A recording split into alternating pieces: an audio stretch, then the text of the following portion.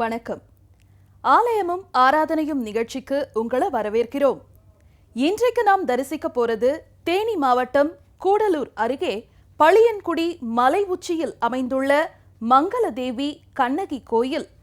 சேரன் செங்குட்டுவனால் கிபி 2ஆம் நூற்றாண்டில் கட்டப்பட்ட ஆலயம்.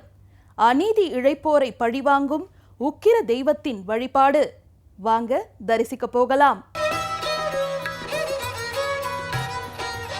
பாண்டிய மன்னனின் தவறான தீர்ப்பால் கோவலன் திருட்டுப்பழி சுமத்தப்பட்டு கொல்லப்படுகிறான். இதனால் கோபமடைந்த கண்ணகி அரசவையில் மன்னனின் தவறை நிரூபிக்க அக்கணமே மன்னன் நெடுஞ்செழியன் உயிர் துறக்கிறான். அதன் பின்னரும் ஆற்றுப்படாத கண்ணகி மதுரையை எரித்துவிட்டு 14 நாட்கள் நடந்து திருச்செங்குன்றம் எனும் மலையை அடைகிறாள். அங்கிருந்து கண்ணகி தேவலோகம் சென்றதாக சொல்லப்படுகிறது. கண்ணகி வந்து சேர்ந்த திருச்செங்குன்றம் மலைதான் தற்போது மங்களதேவி கண்ணகி கோயில் அமைந்துள்ளது. கேரள மாநிலம் இடுக்கி மாவட்டத்தில் குமுளியில் இருந்து 14 கிலோமீட்டர் தொலைவிலும், தமிழ்நாட்டின் கூடலூர் வனப்பகுதியில் பழியங்குடியில் இருந்து 6 கிலோமீட்டர் தொலைவிலும் அமைந்துள்ளது மங்களதேவி கண்ணகி கோயில். கடல் மட்டத்திலிருந்து 5000 மீட்டர் உயரத்தில் உள்ள இந்த கோயிலுக்கு ஆண்டுதோறும் சித்ரா பௌர்ணமி தினத்தன்று மட்டுமே தமிழகத்தில் இருந்து பக்தர்கள் சென்று வழிபட்டு வர அனுமதிக்கப்படுகின்றனர். இக்கோயில் வளாகத்தில் கேரள மக்கள் வழிபடும் துர்க்கையம்மன் கோயில் ஒன்றும் உள்ளது. இந்த கோயிலில் கேரள மாநிலத்தைச் சேர்ந்த பூசாரிகள் வழிபாடுகள் நடத்துகின்றனர்.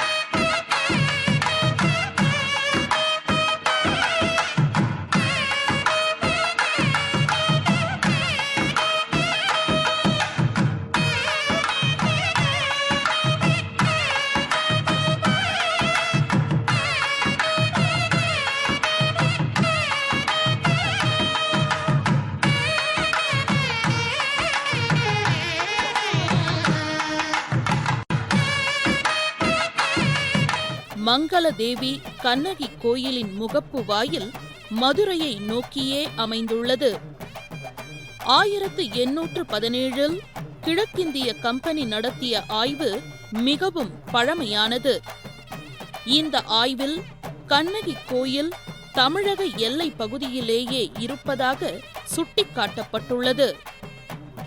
அதன் பின்னர் 1893, 1896 நடத்திய ஆய்வும் 1913, 1915 வெளியிடப்பட்ட எல்லை காட்டும் வரைபடங்களும் இதையே வலியுறுத்துவதாக உள்ளன. கடந்த 1959 வரை கேரள அரசு கண்ணகி கோயில் எல்லை குறித்து எவ்வித ஆட்சேபனையும் எழுப்பவில்லை.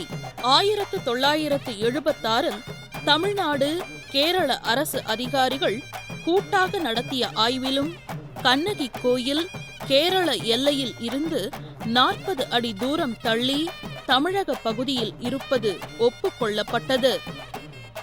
இதற்கிடையில் கூடலூரில் மங்களதேவி கண்ணகி கோட்ட சீரமைப்பு குழு துவக்கப்பட்டு கோயிலை புதுப்பிக்க திட்டமிடப்பட்டது.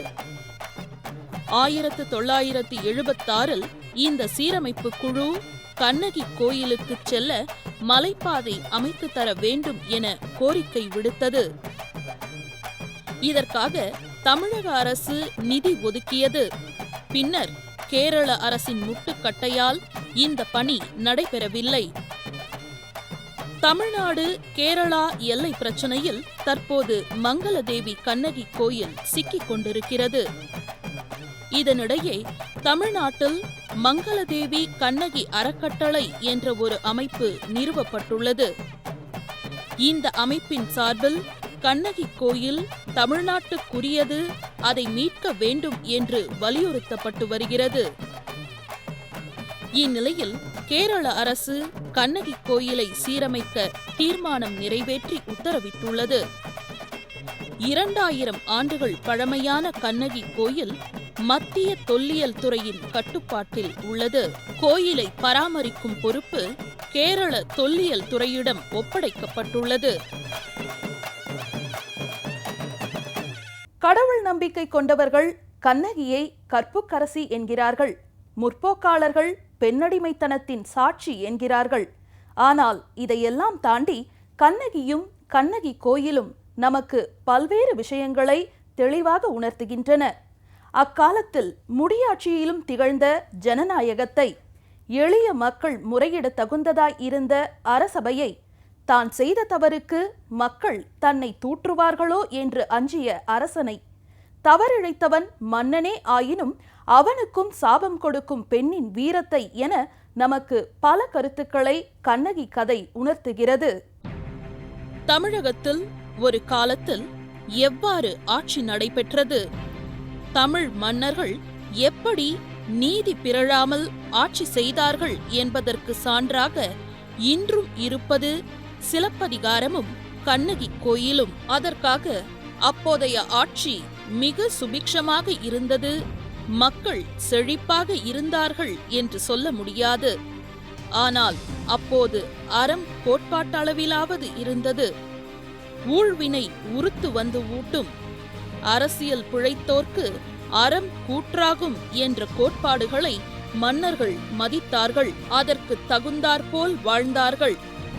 நீதி தவறியதற்காக தன்னைத்தானே மாய்த்து கொண்டவன் பாண்டியன் நெடுஞ்செழியன் என்று வரலாறு கூறுகிறது. ஆனால் கெடுவாய்ப்பாக நீதி, சத்தியம் போன்ற சொற்கள் நிகழ்காலத்தில் சிதிலமடைந்து உள்ளன. தமிழ் இலக்கிய வரலாற்றிலே காணப்படுகின்ற ஐம்பெரும் காப்பியங்களில் முதன்மையான இலக்கியமாக விளங்குவது சிலப்பதிகாரமாகும்.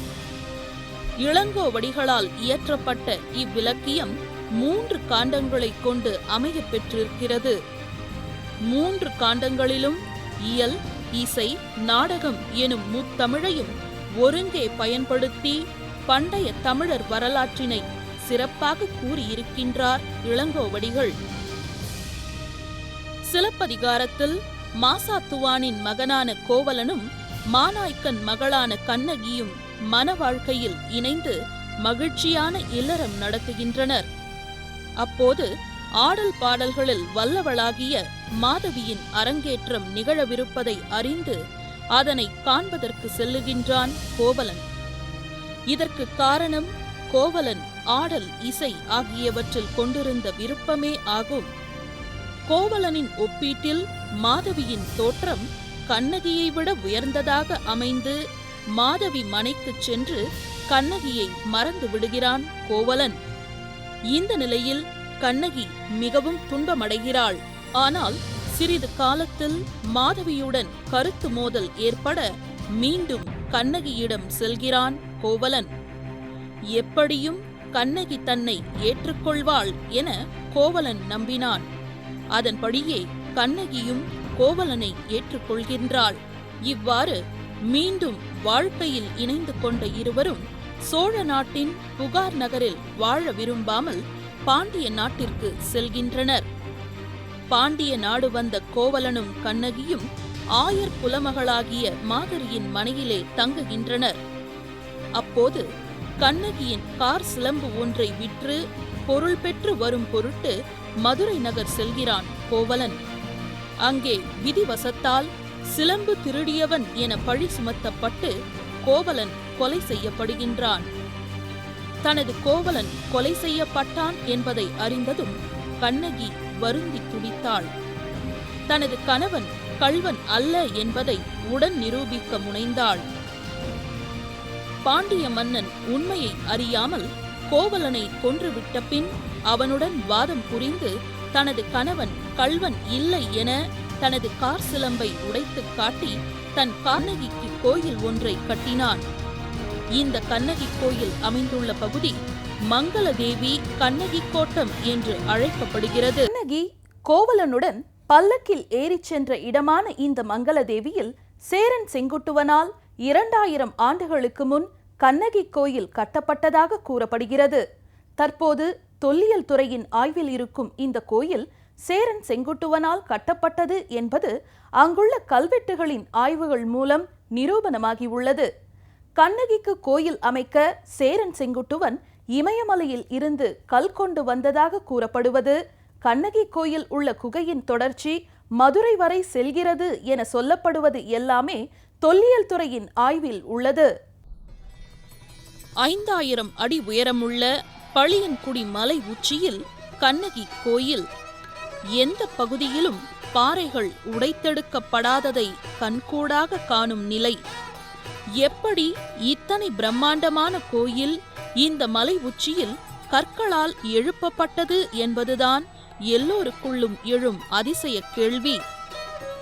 இப்போதே இவ்வளவு அடர்ந்த வனமாக இருக்கும் இந்த மங்களதேவி 2000 ஆண்டுகளுக்கு முன் எப்படி இருந்திருக்கும் என்பதும், வன விலங்குகள் எண்ணிக்கை எத்தனை அதிகமாக இருந்திருக்கும் என்பதும், அப்போதைய அடைமழை, காற்று உள்ளிட்ட இயற்கை சீற்றங்கள் ஆகியவற்றோடு கோயில் எழுப்பப்பட்டதன் கடினம்தான் தற்போது எல்லோரையும் விழி உயர்த்த வைக்கும் விஷயம். கடந்த 1956ஆம் ஆண்டு இந்தியாவில் மொழிவாரி மாநிலங்கள் பிரிக்கப்பட்டு தமிழகம், கேரளா உருவான போது தமிழகத்தின் பீருமேடு, தேவிக்குளம் தாலுக்காக்கள் கேரளாவோடு இணைந்தன. அதோடு சேர்த்து முல்லை பெரியாறு அணை கேரளாவிற்குள் சென்றது. வன எல்லைகளும் பிரிந்த போது இந்த மங்களதேவி கண்ணகி கோயில் யாருக்கு என்ற சர்ச்சையும் எழுந்தது.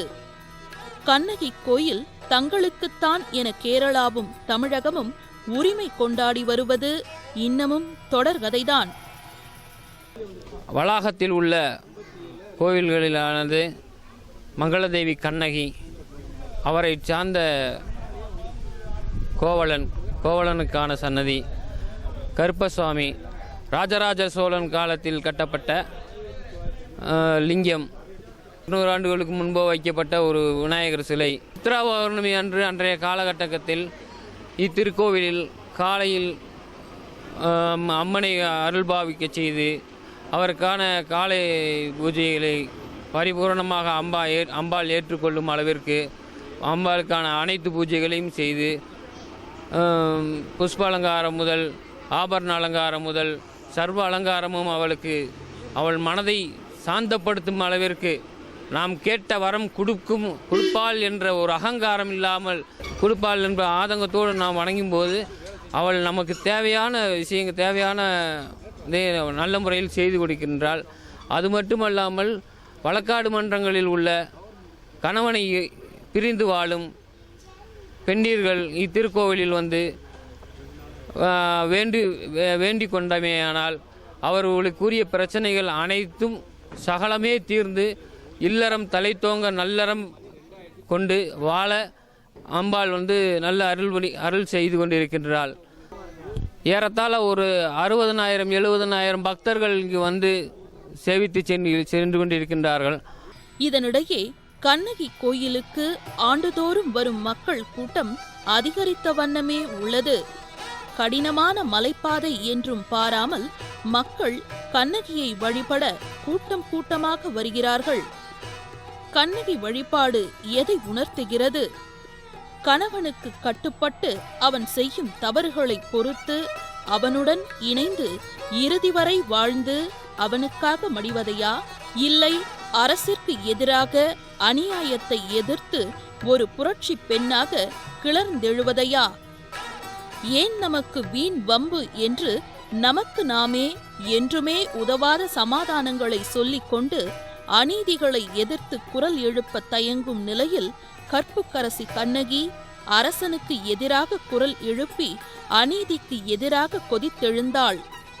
எனவே அநீதி இழைப்போருக்கு தண்டனை கொடுக்கும் தெய்வமாக கண்ணகியை மக்கள் கொண்டாடுகின்றனர்.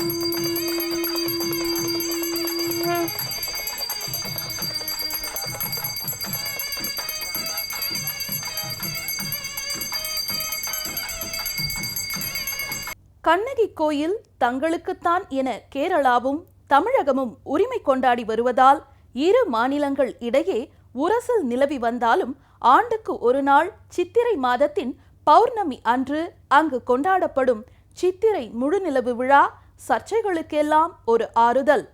தமிழகம், கேரளா மட்டுமன்றி வெளிநாடுகளிலிருந்தும் மக்கள் கண்ணகி கோயிலின் இந்த திருவிழாவில் கலந்து கொள்கின்றனர்.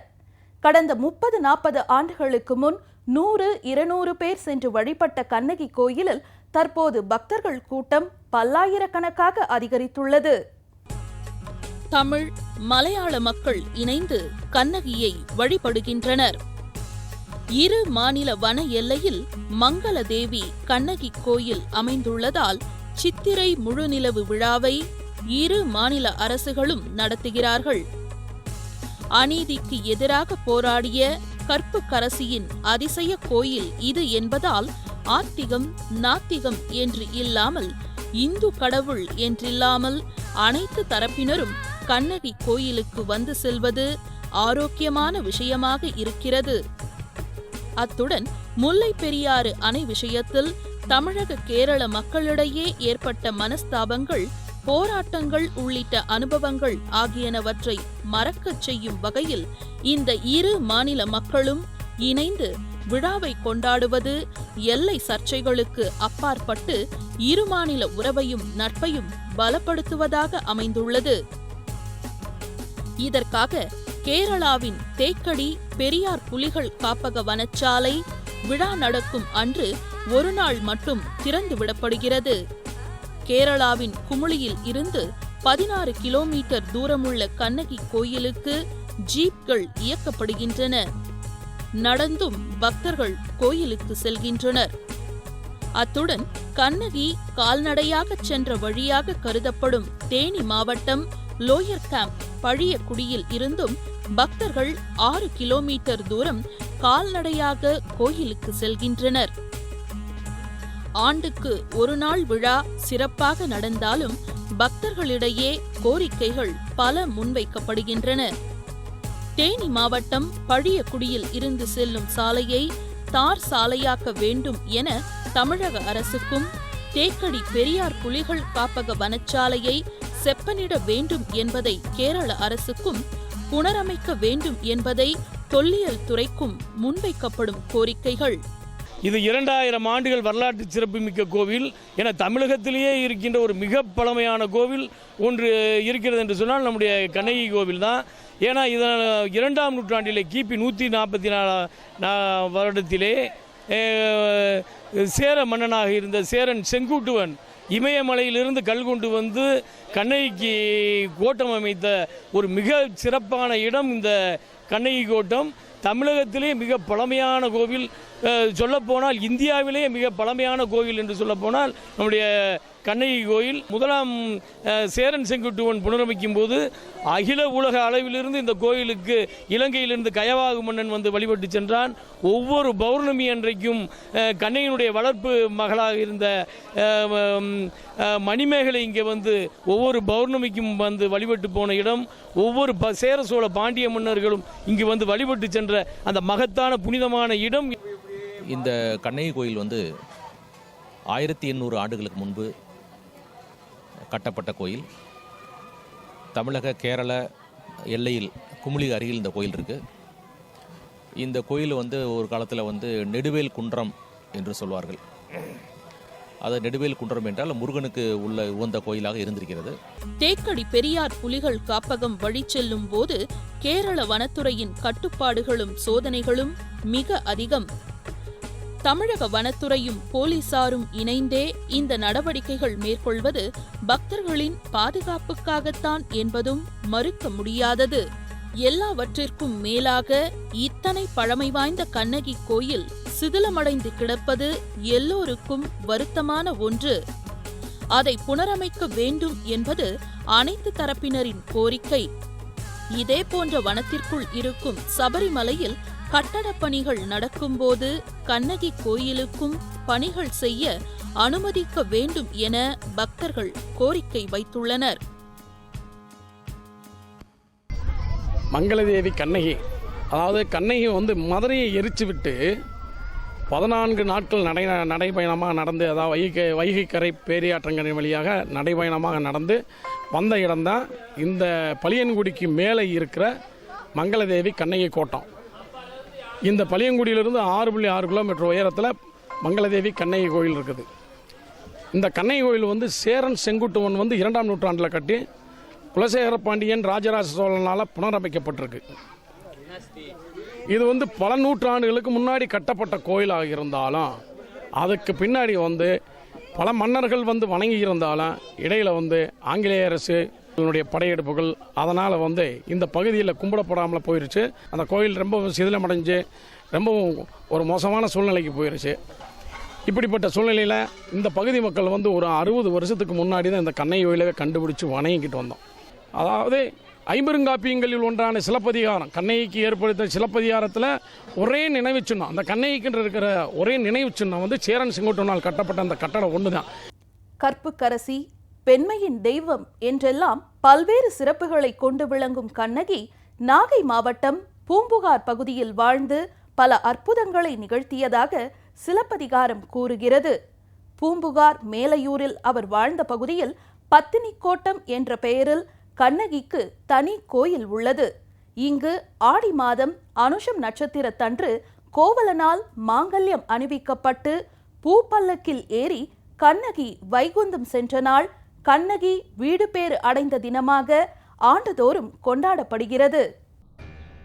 கற்பின் சிறப்பை தன் வாழ்க்கை மூலம் உலகுக்கே எடுத்துரைத்த தெய்வம் கண்ணகிக்கு நாகை மாவட்டம் பூம்புகாரை அடுத்த மேலையூர் பத்தினி கோட்டத்தில் தனி கோயில் அமைந்துள்ளது. கற்புக்கரசி கண்ணகிக்கு தமிழகத்தில் அமைய பெற்றுள்ள ஒரே கோயிலான இந்த கோயிலில் ஆடி அனுஷம் நட்சத்திரத்தில் கண்ணகி வீடு பேறு அடைந்த நாள் கோலாகலமாக கொண்டாடப்படுகிறது. கற்புக்கரசி, பெண்மையின் தெய்வம் என்றெல்லாம் போற்றப்படும் கண்ணகி பெருமாட்டி பூம்புகார் பகுதியில் பல அற்புதங்களை நிகழ்த்தியுள்ளார். எனவே அவர் வாழ்ந்த பூம்புகாரிலேயே அவருக்கு கோயில் எழுப்பப்பட்டுள்ளது பொருத்தம். தவறான தீர்ப்பால் உயிரிழந்த தனது கணவன் கோவலனுக்காக நீதி கேட்டு மதுரையை எரித்த கண்ணகி அங்கிருந்து வெளியேறி சேர நாட்டு எல்லையான விண்ணோத்திப்பாறை சென்றடைகிறாள். ஆடி மாதம் அனுஷ நட்சத்திரமான அன்று வானிலிருந்து ஒரு ஒளி வருகிறது. அப்போது கோவலன் தோன்றி கண்ணகிக்கு மாங்கல்யம் அணிவித்து கண்ணகியை பூப்பல்லக்கில் வைகுந்தம் அழைத்து செல்கிறான். இதுவே கண்ணகி வீடு பேறு அடைந்த நாளாக கடைபிடிக்கப்படுகிறது. பூம்புகார் மேலையூர் பகுதியில் அமைந்துள்ள பத்தினி கோட்டம் கோயிலில் இந்த தினம் திருவிழாவாக கொண்டாடப்படுகிறது. இந்த திருவிழாவின் போது கண்ணகி அம்மனுக்கு பால், வாசனை திரவியங்கள், இளநீர், தயிர், பஞ்சாமிர்தம், பூக்கள் உள்ளிட்ட 51 வகையான பொருட்களால் அபிஷேகம் நடைபெறுகிறது. இதனைத் தொடர்ந்து மலர் அலங்காரம் செய்யப்பட்டு தீபாராதனை செய்யப்படுகிறது. கண்ணகியை போற்றி பாடி அர்ச்சனைகள் செய்யப்படுகின்றன. பின்னர் பெண்கள் மாவிளக்கு இட்டு படையல் சாத்துவார்கள். பக்தர்களுக்கு பிரசாதங்கள் வழங்கப்படும். இதில் பூம்புகார், மேலையூர், மணிக்கிராமம் ஆகிய பகுதிகளைச் சேர்ந்த பொதுமக்களும் நாட்டுக்கோட்டை நகரத்தாரும் கலந்து கொண்டு வழிபாடு செய்வர்.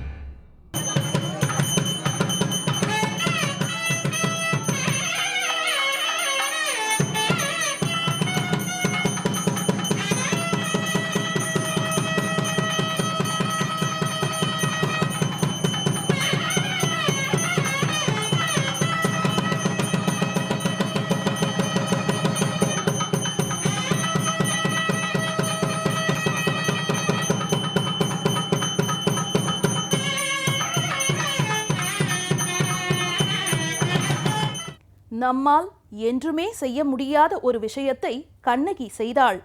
மன்னனின் தவறை அவன் முகத்திற்கு நேரே சுட்டி காட்டினாள். தனக்கு நிகழ்ந்த அநியாயத்தை உலகிற்கு உணர்த்தினாள்.